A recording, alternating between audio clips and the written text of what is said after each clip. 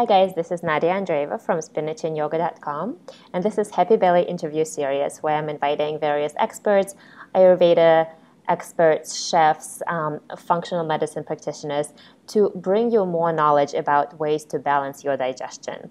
And today we have an Ayurvedic practitioner, Adena Rose, who is also a yoga teacher, and she guides clients to heal themselves through diet, herbs, and lifestyle. She focuses on clients looking to change stubborn digestive issues, which most of you, through a healing diet, and also women that have painful or irregular periods. And Adena, you'll tell me, but I think those two are very much connected, right? Yes, yeah, and of course, as you know from the Ayurvedic perspective, most of our imbalances are going to stem from the belly. Exactly. Adena lives and works in Vermont, but she also works with clients throughout the world via Skype. And she's a graduate of Kripalu School of Ayurveda in Massachusetts and Jiva Ayurveda in Faridabad, India. And she also worked quite a bit with Claudia Welsh, who has been a huge influence to both of us. So I'm really happy to chat with you today, and particularly we're going to talk about the way a person can start understanding their body much better through the symptoms that they're experiencing. So maybe instead of thinking of heartburn as heartburn, of thinking, okay, what does that actually mean? And we'll talk about some other ways to balance it besides popping heartburn pills, for example. So thank you for being with us. Yeah, thank you for having me. It's wonderful to be here. So as an Ayurvedic practitioner and somebody who works with people on digestive issues, how would you say, how would you define a happy belly for yourself personally? Well, a happy belly for me personally is, well, one really that you don't have to think about very much, right? That it's not getting in your way. And I think that starts really, well, the starting place is different for each individual, actually. The important thing is to start at your beginning. And that's when I work with clients, figuring out the state of their digestive capacity, but really just where they're at, where the best place for them to start is. But coming back to that happy belly idea is basically when you don't have to overthink too much, means that this brain is connected with this brain, because there's so much going on in the gut. It's giving us so many signals. And when they're not linking up, that's where that discontent can stem from. Yeah, and I think for a lot of people, they're not linking up.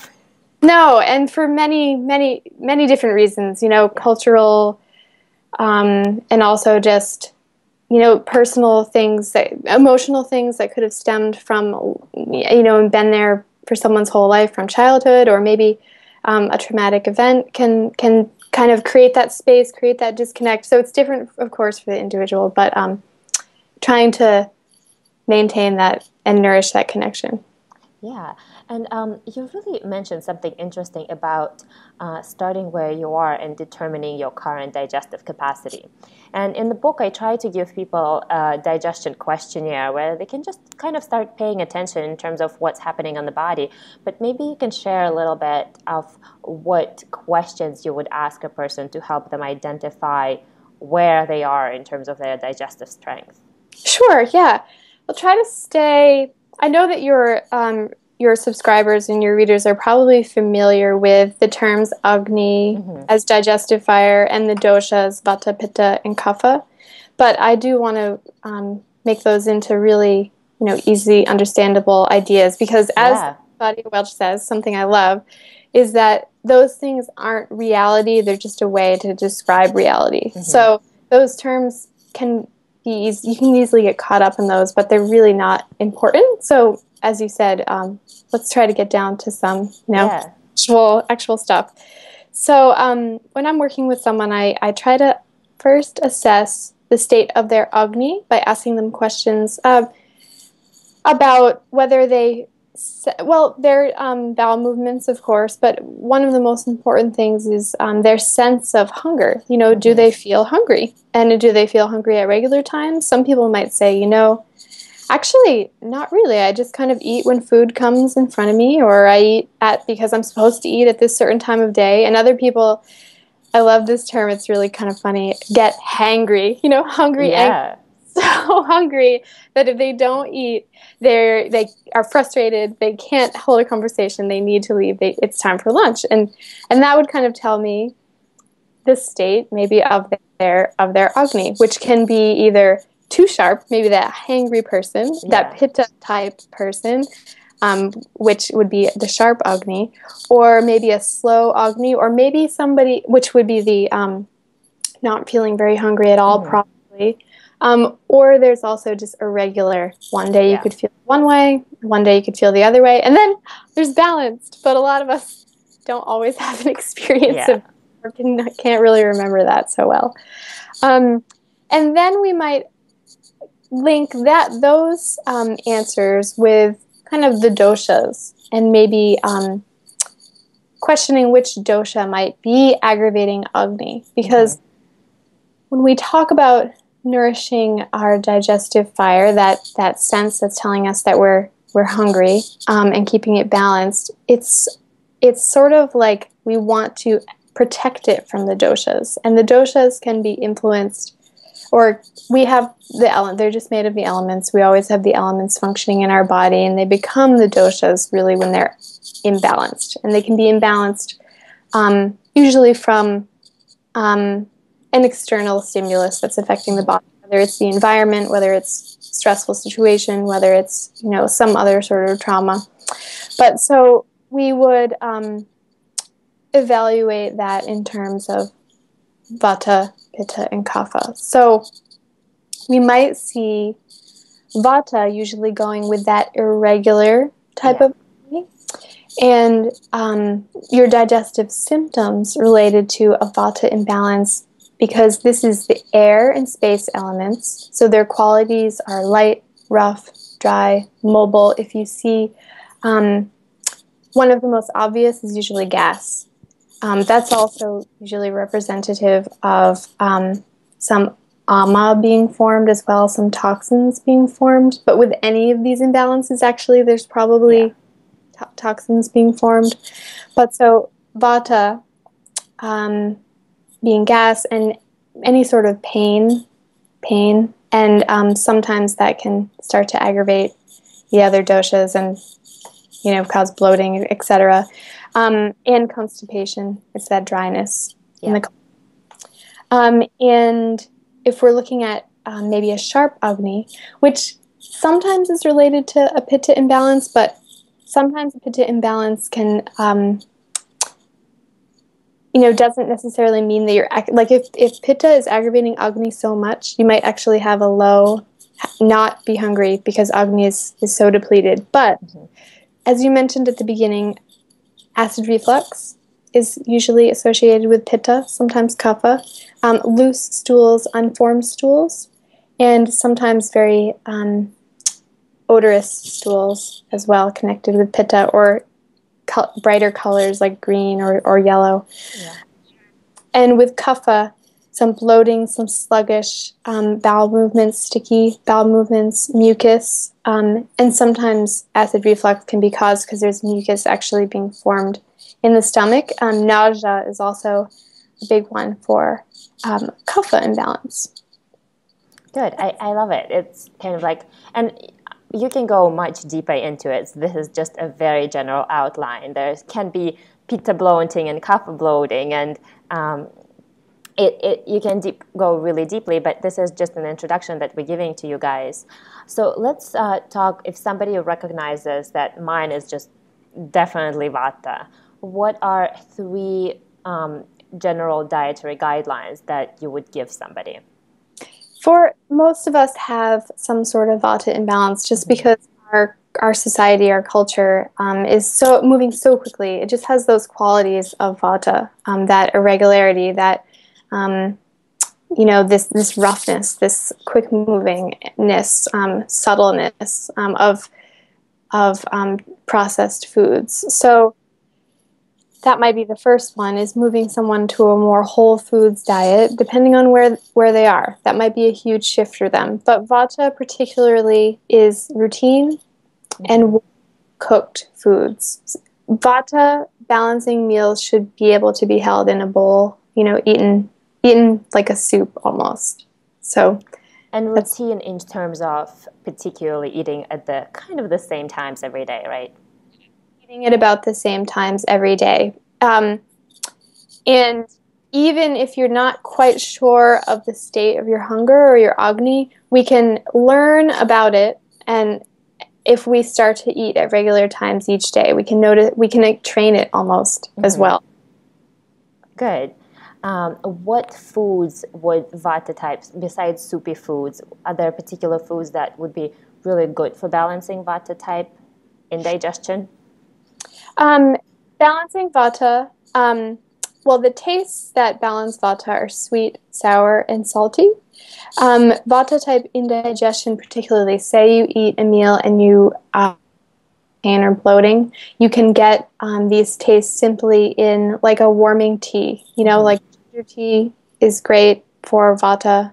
After meals, you can do even a strong mint tea, which would work for actually all of the doshas. It's one of my favorite digestive teas. It's warming but not pungent. It allows the tissues to relax and expand because if there's pain, there's some sort of blockage, whether it's a physical blockage or an energetic blockage.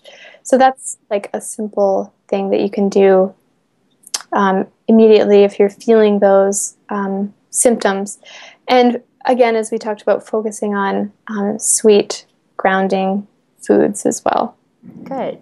Let's move on to Pitta. Because I feel like a lot of people, especially in the city, they do have that hangry feeling of getting really frustrated if they don't eat and being hungry all the time. That's why you have this culture of I need to eat every 2 hours. What would you do if you have a strong Pitta fire inside? Well, it's interesting because Pitta and Agni both have the elements fire in them. But that hangry feeling, that is more showing that there's a Pitta imbalance, this oily, hot sharpness. And Agni is fire, but it's dry, it's light, it's aromatic, it's clean and clear. And Pitta has this kind of, it can be oily, stinky, sticky, kind of like hot lava almost, is a dry flame. So it can be a little bit, confusing for people because they think, oh, I have a really strong Agni, I'm just hungry. But they may be just really burning through that food and not assimilating those nutrients. And that's what happens a lot when people have looser bowel movements. It's because the food isn't staying in the colon long enough so those nutrients are absorbed, and that would be representative of the Pitta imbalance. Acid reflux as well, and we're talking about that when there are loose bowel movements, it means that you are not assimilating all those nutrients. So you may be really hungry, you may feel like you're eating a lot, but you're not absorbing all of the nutrients from the food that you're eating. And as you mentioned, foods that can particularly aggravate Pitta would be foods with lots of oil because Pitta has that oiliness like hot lava, or foods that are very spicy, like hot spicy, like pungent. So cutting down on those things and inviting in tastes and foods that balance Pitta, which are sweet, bitter, and astringent. And basically that's sweet, whole food sweet things like root vegetables, coconut milk, grains, and bitter and astringent basically means like good greens, like lots of good greens. And for Pittas, I find that it's important for most people that I meet to eat a lunch. I mean, this is one of the Ayurvedic rules, but eating lunch as the largest meal because Pitta is strongest at that time. And if you're a Pitta personality or maybe with a higher Pitta imbalance, and also Agni is going to be strongest in the middle of the day. And if you actually sit down and you can eat a large meal, then you might feel satisfied and not wanting to just be, snacking all afternoon until the evening. So Pitta, and as we talked about, Pitta is also balanced by that coriander, cumin, and fennel tea. Pitta is intense. Pitta is sharp. So thinking about the qualities that are opposite to that to calm Pitta in the digestive tract and to calm Pitta. Pitta does great with sweetness, moderation, floral scents, you know, calming situations, and just thinking about cooling things. Aloe vera juice or gel is best. Best herbs or supplements to balance pitta, and that can be taken after meals. Sometimes that's a simple thing to balance pitta in the digestive tract. Yeah, and I feel like pittas often tend, if they're not calm and if they don't have that sweet, soothing environment, they tend to overeat because they're kind of like very intense and everything that they do is very intense. Yeah. So moderation is kind of the key for pittas because are extreme in ways, extreme and intense. Good. So let's talk a little bit about kapha. So if somebody notices that they wake up and they already feel heavy in their stomach, and they eat a little bit and they feel heavy, and their maybe digestion is really sluggish, what can they do to start getting it a little bit faster and more efficient? Yeah, kaphas just have they already have this stability, this groundedness. They have more just stuff in their tissues, in their body already. That's natural. They already have more energy reserve. So moderation in diet is really key for kapha, and it's almost like the opposite of what I mentioned for pitta. Pitta people need some groundedness, and they kind of need something in their stomach for Agni to be chewing on. But kapha tends to have what we call like a slow Agni, slower. Things are more slowly moving through, which means there's more of a tendency to maybe create this toxin or create this ama. And if you're feeling particular, and it doesn't mean that kapha though can't feel clear, light, and clean. It just means that might be more of their natural tendency, and they need to be more careful. So definitely starting the day with, and this is true for everyone, but particularly for kapha, with warm cup of water with maybe even a little bit of honey to get things going, and lemon juice, drinking that to help digestion flush through. And they can do great with like spicy teas, like an Agni tea, which Dr. Laud has a great recipe for. And it's a little bit of cayenne. It's fresh ginger tea, simple tea is great in the morning for kaphas. And they can actually do to either eat a very light breakfast, or if you wake up particularly feeling that sluggish, that heaviness, is actually to possibly wait until your hunger returns, which might even mean skipping breakfast and waiting until lunchtime. Yeah, and I love how talking through all of this showcases that everyone is so unique, and there's really no approach. What works for pitta is going to be horrible for kapha, and the other way around. So one thing that, in my personal experience with guiding people to discovering, their baseline, is working with khichdi. And khichdi it's a traditional dish of rice and mung beans, and the spices can be changed per the dosha or per the individual. Like if you have a vata imbalance, you can use vata balancing spices, like we said, coriander, cumin, fennel, ginger, turmeric. If you have a pitta imbalance, you can emphasize coriander, cilantro, fennel, these sweet cooling things. And kapha could go more for mustard seeds, a little bit of cayenne, black pepper. And you can use it's how I've learned really about like my state of Agni and what true hunger really means, is when I've used this dish khichdi in a cleanse, like a seasonal cleanse. And a seasonal cleanse could be like just like setting an intention for a short amount of time. It could be something, it doesn't have to be do with your diet, but sometimes it does. And khichdi for me has just been a great teacher because it's a simple dish. I love it, but it's our senses are so used to this being overstimulated by extreme sweets, extreme sour, extreme salty. khichdi has all of these tastes in it, but they're more subtle. They're more sattvic, I guess we would say.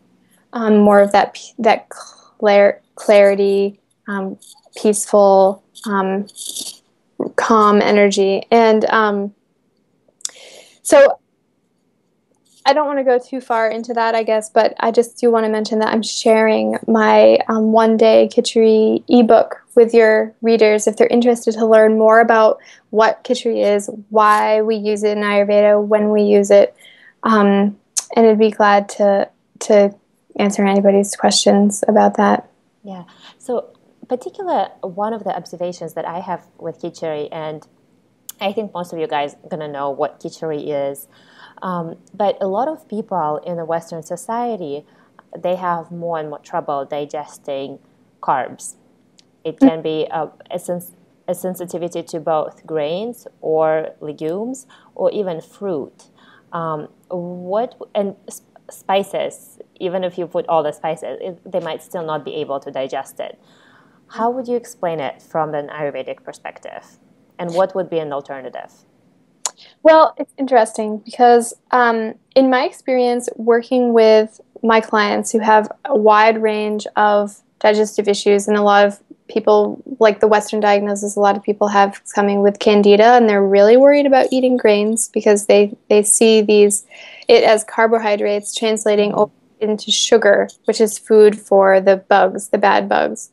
But in my experience, people, when they try this khichdi cleanse that I'm leading them through, they don't have those issues. Sometimes I might lead somebody to use, instead of white basmati rice, like a brown basmati rice, so it has a little more of that fiber, a little more of that cleansing, maybe scraping, and it's a little slower to digest as well, especially for a pitta person who might just blaze through like a really light meal like khichdi.